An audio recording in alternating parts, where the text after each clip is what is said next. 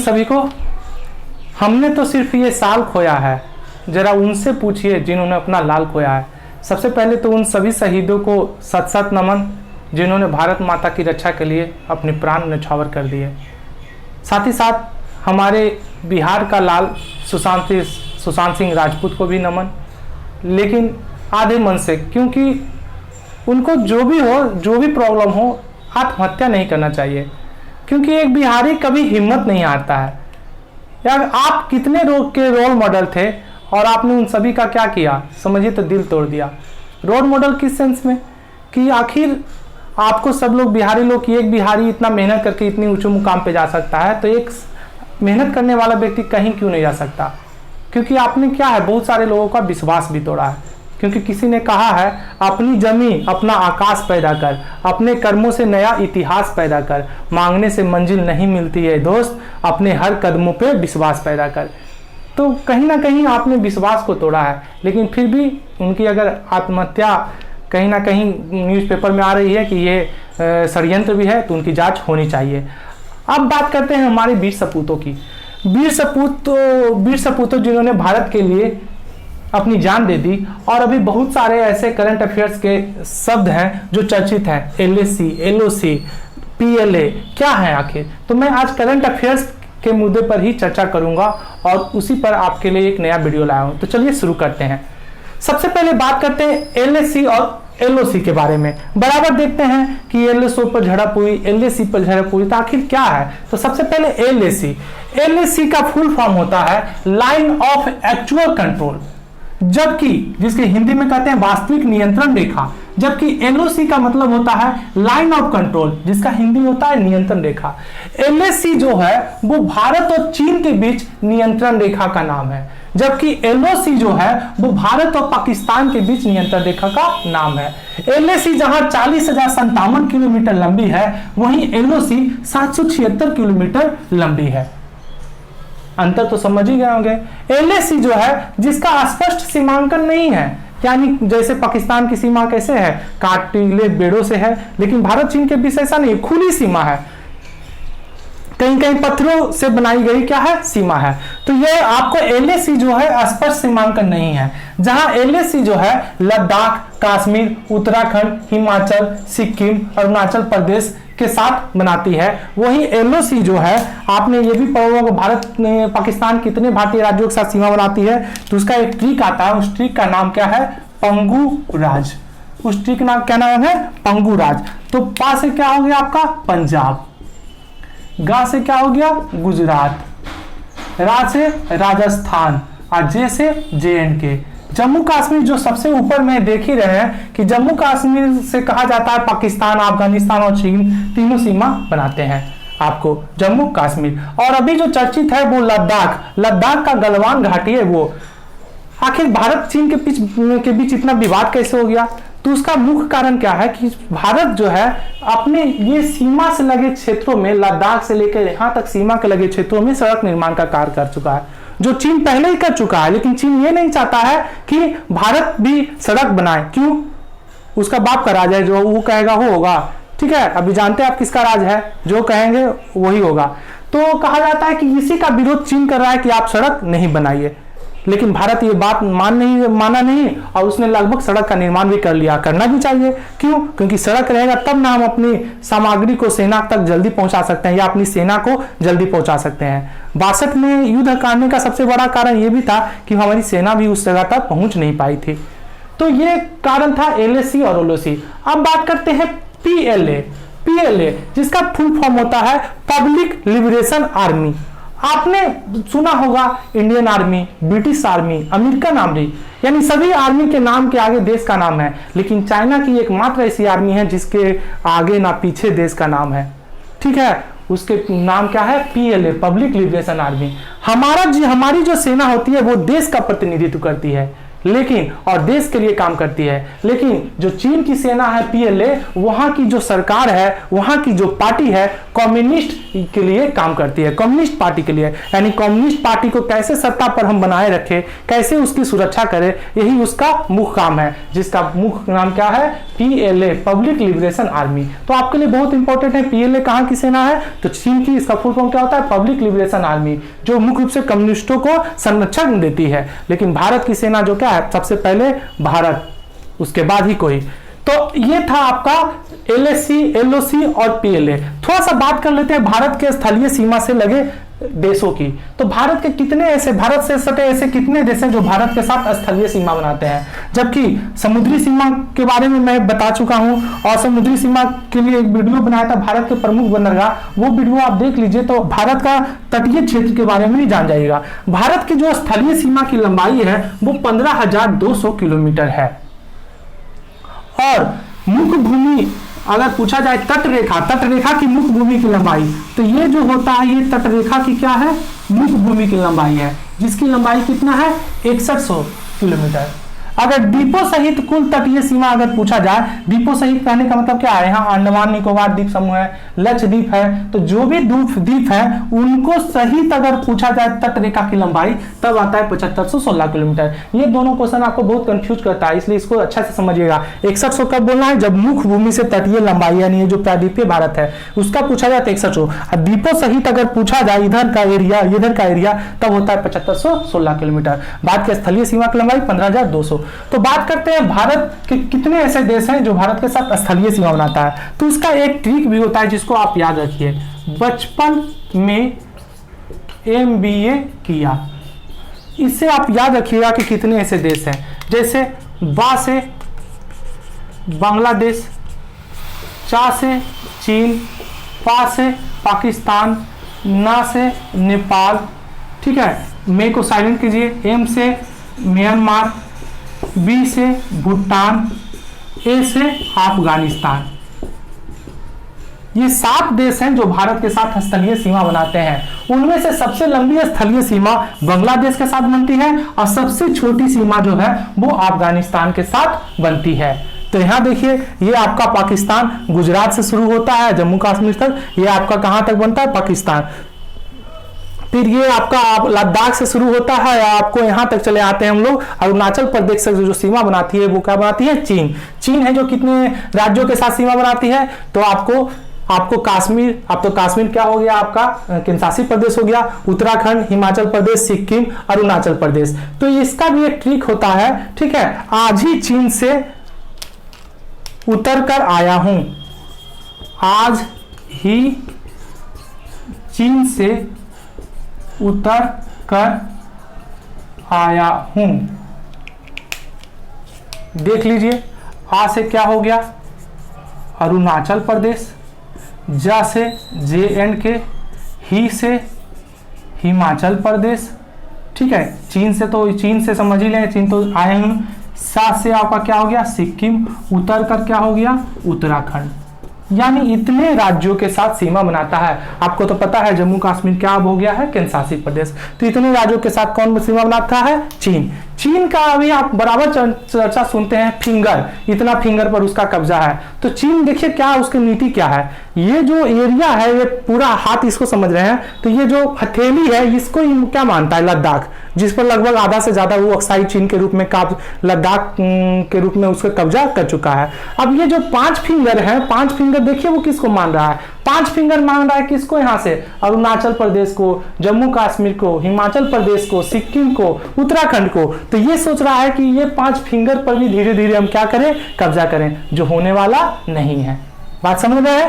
अब बात करते हैं पाकिस्तान के बाद, देखिए किसकी सीमा लगती है, अफगानिस्तान, जो सबसे छोटी सीमा है। अफगानिस्तान के इतना से इतना दूर तक क्या है, चीन है, ये आपका नेपाल है, यहाँ आपका क्या है, भूटान है, यहाँ आपका म्यांमार है, और ये क्या है, बांग्लादेश है जो सीमा बनाती है, बांग्लादेश के साथ सबसे बड़ी सीमा है। मैं इसके लिए भारत का भूगोल जब बनाऊंगा तो भारत का सीमांकन में एक टॉपिक के रूप में ही पढ़ाऊंगा कि कितने राज्य किस देश के साथ सीमा बनाते हैं, जो आपके लिए जरूरी है, मैं वीडियो ऐसा बनाऊंगा। तो ये था आपका क्या है कि भारत का सीमांकन, समझ गए। ये तो आप अगर आप तटीय क्षेत्रों की बात करें, थोड़ा सा हम चलते हैं, तो तटीय क्षेत्रों में क्या है, कितने राज्य हैं, तो 9 राज्य होंगे। कौन कौन, गुजरात, महाराष्ट्र, गोवा, कर्नाटक, केरल, तमिलनाडु, आंध्र प्रदेश, उड़ीसा, वेस्ट बंगाल। यानी इधर कितने राज्य हो गए, 5 राज्य, इधर कितने हो गए, 4 राज्य। 4 राज्य पूर्वी तट पे और 5 राज्य पश्चिमी तट पे। इतने राज्य क्या है कि तटीय सीमा बनाते हैं।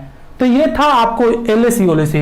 अभी 2 तूफान के कारण भी क्या है कि चर्चा में रहा। उस दो तूफान का नाम भी आप समझ लीजिए, उनका क्या नाम है और क्या अर्थ है, किस देश ने लिया, बराबर प्रश्न आते हैं उससे।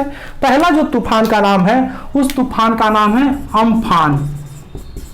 अम्फान जो उष्ण कटिबंधीय चक्रवात है। मैंने उस टॉपिक में अभी पिछले करंट के वीडियो में जाकर देखिएगा, उसके बारे में ज्यादा डिटेल से बताऊं। उष्ण कटिबंधीय चक्रवात है अम्फान, जो मुख्य रूप से पूर्वी तट के पश्चिम बंगाल और उड़ीसा के क्षेत्रों में आया था।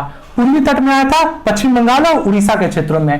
अम्फान जो नाम है वो थाईलैंड द्वारा दिया गया है, थाईलैंड द्वारा गया। किसी भी चक्रवात का नाम कहा जाता है अटलांटिक महासागर में 1954 से ही दिया जाता था, लेकिन भारत में अगर इसकी प्रक्रिया पड़े, हिंद महासागर के सटे जितने भी देश है, कुल 7 या 8 देश हैं, वो 2004 से इसकी प्रक्रिया शुरू की है नामकरण की। तो अम्फान नाम जो है वो थाईलैंड से लिया गया है। और थाईलैंड यानी थाई भाषा में अम्फान का अर्थ क्या होता है, आकाश होता है। अम्फान का अर्थ क्या होता है, आकाश होता है। ठीक है, किस तट पे आया था, वो पूर्वी तट पे आया था। प्रभावित राज्य कौन थे, वेस्ट बंगाल और उड़ीसा। ठीक है, ऐसे भी कहा जाता है कि पूर्वी तट पे या बंगाल की खाड़ी में सबसे ज्यादा भूकंप नहीं, चक्रवात आते हैं पश्चिमी तट की अपेक्षा। क्यों, क्योंकि कहा जाता है कि बंगाल की खाड़ी का जो एवरेज तापमान है वो 28 डिग्री सेल्सियस है, और उष्ण कटिबंधीय चक्रवात के लिए जो आदर्श तापमान माना जाता है वो 28 डिग्री सेल्सियस ही माना जाता है, जिसके कारण पूर्वी तट में बंगाल की खाड़ी में ज्यादा करके चक्रवात आते हैं पश्चिमी तट की अपेक्षा। ये बात याद रखिएगा। अब बात करते हैं जो एक और अभी जो चर्चित चक्रवात था, उसका नाम है निसर्ग, जो पश्चिमी तट पे आया। और ये कहां आया, महाराष्ट्र। कहा जाता है 100 सालों के बाद कोई चक्रवात महाराष्ट्र की तट से टकराया। सबसे ज्यादा प्रभावित कौन थे, महाराष्ट्र और गुजरात, लेकिन ज्यादा महाराष्ट्र। ठीक है, और निसर्ग जो नाम है वो बांग्लादेश द्वारा दिया गया है। किसके द्वारा दिया गया है, बांग्लादेश के द्वारा, जिसे बांग्ला भाषा में निसर्ग का अर्थ है प्रकृति। निसर्ग का अर्थ क्या है, प्रकृति।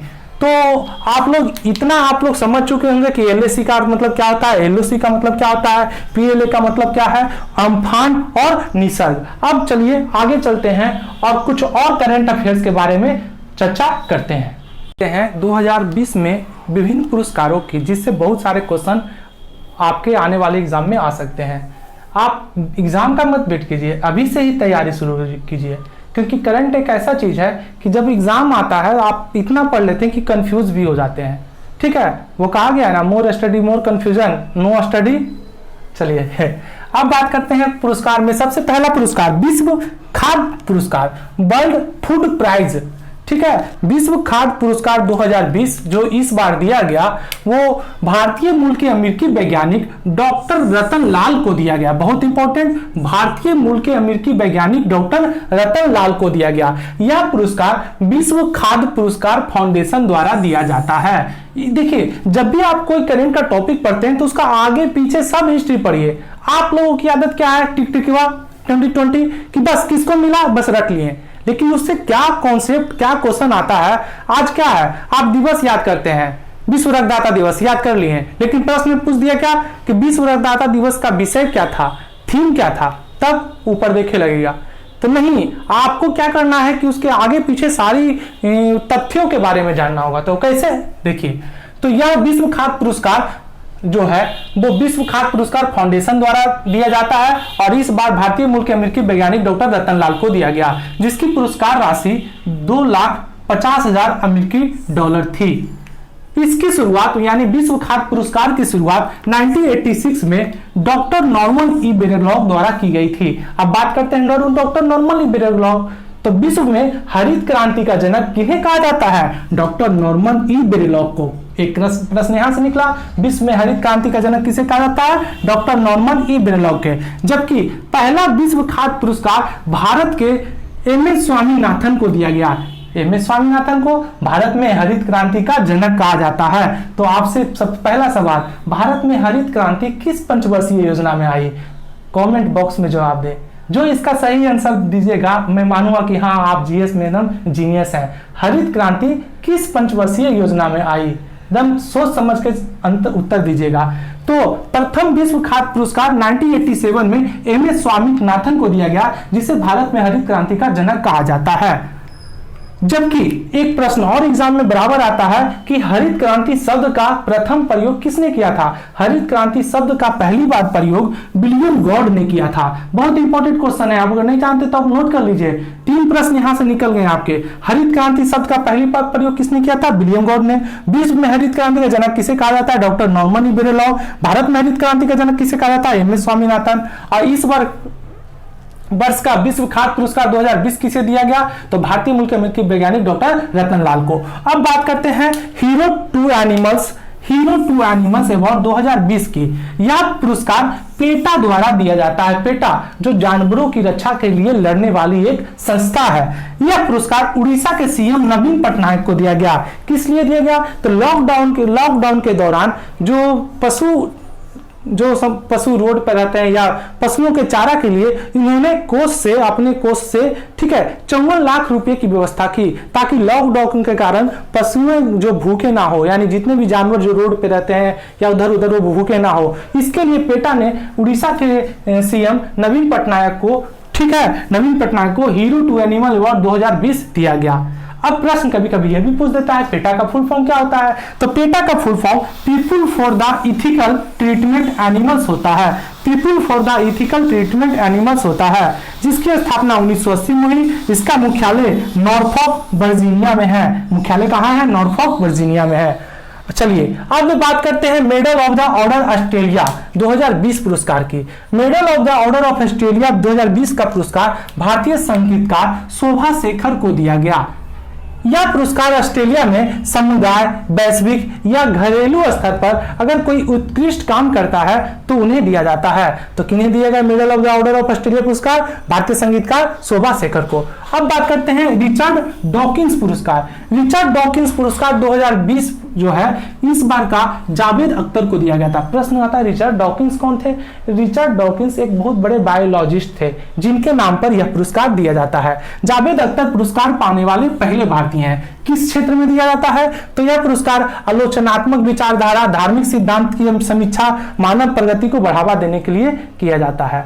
अभी जावेद अख्तर चर्चित भी रहे, बहुत सारे मुद्दों पर उन्होंने खुलकर बोला, जिसके कारण भी वो चर्चित रहे। और अभी तो फिलहाल ये भी देखा जाता है कि आप मोदी जी के बारे में खुल के बोलिए, प्राइज तुरंत मिल जाएगा। ठीक है, तो ये था रिचर्ड डॉकिंस पुरस्कार। अब बात करते हैं एबल पुरस्कार 2020, जिसे गणित का नोबेल पुरस्कार कहा जाता है। बहुत ही इंपॉर्टेंट, गणित का नोबेल पुरस्कार किसे कहा जाता है? एबल पुरस्कार। तो इस वर्ष का एबल पुरस्कार एरुसलम यूनिवर्सिटी के हिमेल फ्रस्टेनबर्ग एवं यूएसए के ग्रेगरी मार्गुलिस को संयुक्त रूप से दिया गया।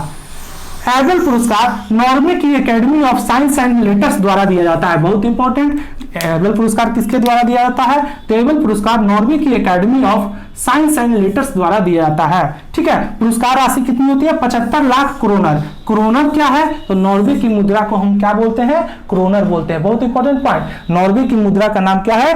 क्रोनर। तो मैंने मुद्रा का नाम बताया, आप राजधानी का नाम बताइए नीचे कमेंट बॉक्स में लिख के। नॉर्वे की राजधानी कहाँ है?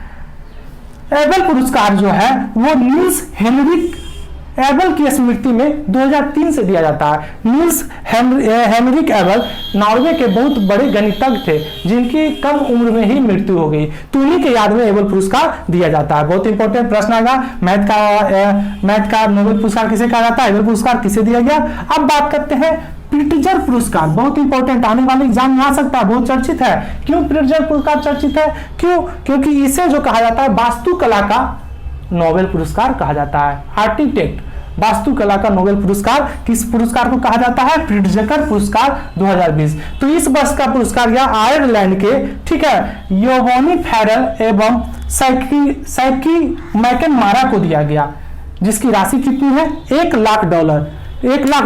बस 2018 में यह पुरस्कार ठीक है भारत के वास्तुकार बालकृष्ण को दिया गया था। बालकृष्ण जो है पहले भारतीय हैं जिन्हें यह पुरस्कार 2018 में दिया गया था।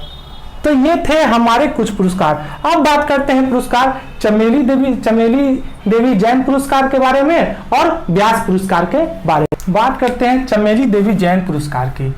चमेली देवी जैन पुरस्कार है जो पत्रकारिता के क्षेत्र में दिया जाता है।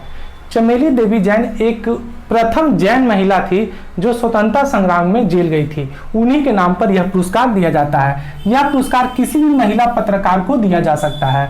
चमेली देवी जैन पुरस्कार 2019-20 पत्रकार अरफा खानूम शेरवानी एवं रोहिणी मेनन को दिया गया है, जिसकी शुरुआत 1980 में हुई थी और पहला चमेली देवी जैन पुरस्कार 1981 में नीरज चौधरी को दिया गया था। चमेली देवी जैन पुरस्कार के बाद बात करते हैं व्यास सम्मान की। व्यास सम्मान जो है वो साहित्य के क्षेत्र में दिया जाता है और यह के बिरला फाउंडेशन द्वारा दिया जाता है। 2019 का व्यास सम्मान हिंदी लेखिका नासिरा शर्मा को उनकी उपन्यास कागज के नाव के लिए दिया गया। बहुत इंपॉर्टेंट ये एग्जाम में पूछता है, राइटर तो पूछेगा ही, साथ साथ किस उपन्यास के लिए दिया गया, इसलिए आपको ये भी याद रखना है। तो हिंदी लेखिका नासिरा शर्मा को कागज के नाव उपन्यास के लिए दिया गया। व्यास सम्मान की शुरुआत 1991 में की गई थी। मैंने बताया किसके द्वारा, के बिरला फाउंडेशन के द्वारा, जिसकी पुरस्कार राशि कितनी है, 4 लाख रुपए। पहला व्यास सम्मान 1991 में प्रोफेसर रामविलास शर्मा को दिया गया था। अब बात करते हैं नारी शक्ति पुरस्कार, बहुत इंपॉर्टेंट, नारी शक्ति पुरस्कार 2019। लेकिन जो ये पुरस्कार है 2019, लेकिन दिया जो गया ये 2020 में दिया गया। सॉरी, नारी शक्ति पुरस्कार इसको हम कर देते हैं 2020। नारी शक्ति पुरस्कार ये 8 मार्च 2020 को दिया गया राष्ट्रपति के द्वारा। कुल 15 महिलाओं को दिया गया नारी शक्ति पुरस्कार। किसके द्वारा दिया गया, तो ये महिला एवं बाल विकास मंत्रालय द्वारा दिया गया। आप बता सकते हैं वर्तमान में महिला बाल विकास मंत्रालय किसके पास है या इसकी मंत्री कौन है? तो 15 महिलाओं में जो सबसे ज्यादा चर्चित महिला थी अवनी चतुर्वेदी जो दरभंगा बिहार की हैं, बीना देवी ये भी बिहार की हैं, जिन्हें मशरूम महिला के नाम से जाना जाता है। अभी बहुत सारे एग्जाम में ये क्वेश्चन क्रिएट कर सकता है, नारी देवी पुरस्कार से सम्मानित किसे मशरूम महिला के नाम से जाना जाता है, यानी मशरूम उगाने के लिए प्रसिद्ध है, जिनका नाम क्या है, बीना देवी, ये भी बिहार की है। साथ ही साथ 104 साल की धाविका मनकौर को भी दिया गया। तीन महिला ज्यादा चर्चित है इसमें, ठीक है। इसकी राशि कितनी होती है, 2 लाख रुपए होती है। इसकी राशि कितनी होती है, 2 लाख रुपए। कहा जाता है कि आपका जो 8 मार्च को मनाते हैं हम लोग नारी अंतर्राष्ट्रीय महिला दिवस, लेकिन राष्ट्रीय महिला दिवस किनके जन्मदिन के रूप में मनाया जाता है, तो राष्ट्रीय महिला दिवस है जो वो 13 फरवरी को सरोजिनी नायडू के जन्मदिन के रूप में मनाया जाता है। हम लोग सरोजिनी नायडू के जन्मदिन को राष्ट्रीय महिला दिवस के रूप में मनाते हैं। अब बात करते हैं इस 1-2 महीने में कौन कौन से अभियान और योजना शुरू हुए। मैंने तो बहुत सारे अभियान के बारे में बताया भी और मिशन के बारे में, वंदे मातरम मिशन और भी बहुत सारा जो पिछले वाले वीडियो में मेरा है वो भी आप जाके देखिए। तो सबसे पहला जो अभियान शुरू हुआ चरण पादुका अभियान, जो मई 2020 में एमपी पुलिस द्वारा शुरू किया गया, मध्य प्रदेश पुलिस द्वारा। यह अभियान मुख्य रूप से जब कोरोना काल में प्रवासी लोग अपने अपने घरों की ओर जा रहे थे तो उनको जब वे खाली पैर जा रहे थे तो पुलिस लोगों के द्वारा उन्हें चप्पल मुहैया कराया गया, इसलिए इस योजना का नाम क्या पड़ा, चरण पादुका अभियान। कहां शुरू किया गया, एमपी में, किसके द्वारा, एमपी पुलिस द्वारा। अगला है आई कम्यूट अभियान, जो 5 जून 2020 को विद्युत मंत्रालय द्वारा शुरू किया गया। यह जो अभियान है यह ऊर्जा क्षेत्र के विकास के लिए शुरू किया गया, ठीक है, ऊर्जा क्षेत्र के विकास के लिए। उसके बाद बात करते हैं बाल श्रमिक विद्या योजना। बाल श्रमिक विद्या योजना 12 जून 2020 को यूपी के मुख्यमंत्री योगी आदित्यनाथ के द्वारा शुरू किया गया। यह जो योजना है अंतर्राष्ट्रीय बाल श्रम निषेध के दिवस पर, अंतर्राष्ट्रीय बाल श्रम निषेध के अवसर पर शुरू किया गया। कहां शुरू किया गया, यूपी में। इस योजना का मुख्य लक्ष्य क्या है, तो इस योजना का मुख्य लक्ष्य क्या है कि जितने भी बाल श्रमिक यूपी में हैं उनको शिक्षित करना है। शिक्षित करने के लिए क्या किया जाएगा, तो सबसे पहले चयनित किया जाएगा कितने लड़का एवं लड़की हैं, उनको एक लड़का को 1,000 रुपये और लड़कियों को 1,200 रुपये मासिक दिया जाएगा। साथ ही साथ अगर वे 8, 9, 10 की परीक्षा कंप्लीट करते जाते हैं तो प्रति वर्ष उन्हें 6,000 की वार्षिक राशि भी अलग से दी जाएगी। तो बाल श्रमिक विद्या योजना किसके लिए है, यूपी में किसने शुरू की, योगी आदित्यनाथ ने। किसके लिए, बाल श्रमिकों को शिक्षित करने के लिए। जैसा कि बाल श्रमिक से संबंधित आपका संविधान का अनुच्छेद 23 और 24 भी कहता है, आप लोग मौलिक अधिकार में ये पढ़े होंगे। अगला पंचवटी अभियान, जून 2020 में पंचवटी अभियान हिमाचल प्रदेश के मुख्यमंत्री जयराम ठाकुर द्वारा किया गया। जो पंचवटी अभियान है मुख्यतः वरिष्ठ नागरिकों से संबंधित है। इस अभियान के तहत वरिष्ठ नागरिकों के लिए पार्क एवं उद्यान की व्यवस्था की गई, जिससे वो पार्क और उद्यान में सुबह शाम क्या करे, टहल सके। तो पंचवटी अभियान। अगला बात करते हैं राजीव गांधी किसान न्याय योजना। राजीव गांधी किसान न्याय योजना छत्तीसगढ़ में मुख्यमंत्री भूपेश बघेल द्वारा शुरू की गई। 21 मई राजीव गांधी की पुण्यतिथि है, उन्हीं के अवसर पर शुरू किए गए। इस योजना के अंतर्गत 20 लाख किसानों को 5,750 करोड़ रुपए की राशि ऋण के रूप में दी जाएगी, यानी कि उनके खातों में ट्रांसफर की जाएगी। तो ये था हमारा पुरस्कार और ये था हमारा कुछ अभियान। अब बात करते हैं, ये था मेरा आज का करंट अफेयर्स। जल्दी इसका पार्ट 2 भी आएगा, जिसमें बहुत सारे मुद्दों को ले आऊँगा मैं, दिवस और साथ ही साथ चर्चित स्थल के बारे में चर्चा करूँगा। ठीक है, आज कुछ सवाल से इस सबको समाप्त करते हैं। पहला करंट अफेयर से संबंधित ही सवाल है। पहला सवाल, 4 जून 2020 को किस देश की मेजबानी में वर्चुअल ग्लोबल वैक्सीन समिट 2020 आयोजित किया गया। दूसरा सवाल, हाल ही में किस ज्वालामुखी को सबसे बड़ा ज्वालामुखी घोषित किया गया। हाल ही में किस ज्वालामुखी को सबसे बड़ा ज्वालामुखी घोषित किया गया। अगला सवाल, मई 2020 में किस देश ने चीन की कंपनियों को स्टॉक एक्सचेंज से हटाने का विधेयक पारित किया। अगला सवाल, मई 2020 में किस राज्य के मुख्यमंत्री ने लाख की खेती को कृषि का दर्जा प्रदान किया है। हाल ही में किस राज्य के मुख्यमंत्री ने लाख की खेती को कृषि का दर्जा प्रदान किया है।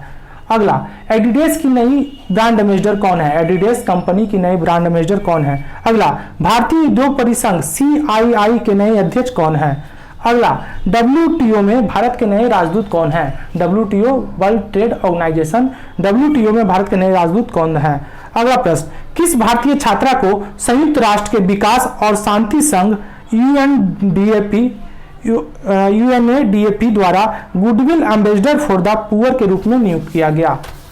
अगला सवाल, 3 जून 2020 को केंद्रीय मंत्रिमंडल ने कोलकाता बंदरगाह ट्रस्ट का नाम बदलकर क्या रख दिया है। अगला प्रश्न, राष्ट्रीय पंचायती राज दिवस कब मनाया जाता है। राष्ट्रीय पंचायती राज दिवस कब मनाया जाता है। और आखिरी प्रश्न, नूर क्या है। नूर क्या है। आशा करता हूं कि आप सभी सवालों का जवाब या जो जानते हो कमेंट बॉक्स के नीचे देंगे।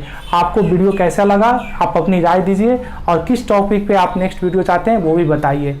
ठीक है, इसके लिए अब मेरे वीडियो को लाइक और सब्सक्राइब कीजिए, साथ ही साथ बहुत सारा शेयर कीजिए ताकि उन लोगों के पास पहुंच चुके जिनको ये ज़रूरत है। मेरे वीडियो को लाइक और सब्सक्राइब और शेयर करने के लिए आपको दिल से धन्यवाद। और आप घर में रहिए, हंसते रहिए, मुस्कुराते रहिए और खूब पढ़िए। थैंक यू, धन्यवाद।